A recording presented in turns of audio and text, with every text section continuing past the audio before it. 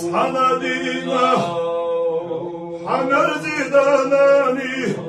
Liçadeş dolu ulgah dillina Bargi kurduhuna Sanadina haydelinani Gaymerçi harçuş bargi kurduhuna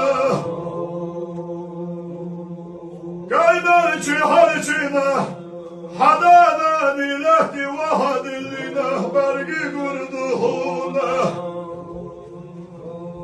Saçal havitina duadı şaşı boğuş Haydalinani sanadina haguna her çurvuhuna Hahbayditina hadanani Sınağa çulu kadehine Kaşami haremi dostuş bargi kurduhuna Adelna kordotuş, yalada yotuş Sünedi şulleti çuah Haydanani kovdadina bargi kurduhuna Arjilahti hadanilari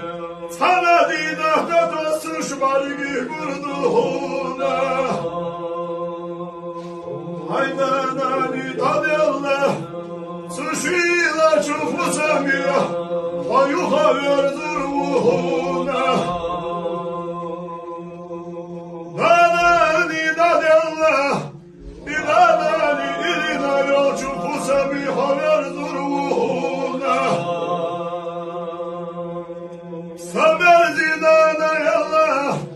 Soldak lazuş vilhina sada yalla hatay geçiya Kumahan Allah Berkati dostu halça kozuş Harisi çuhena Sonina hurduhuna Haydedeni merzua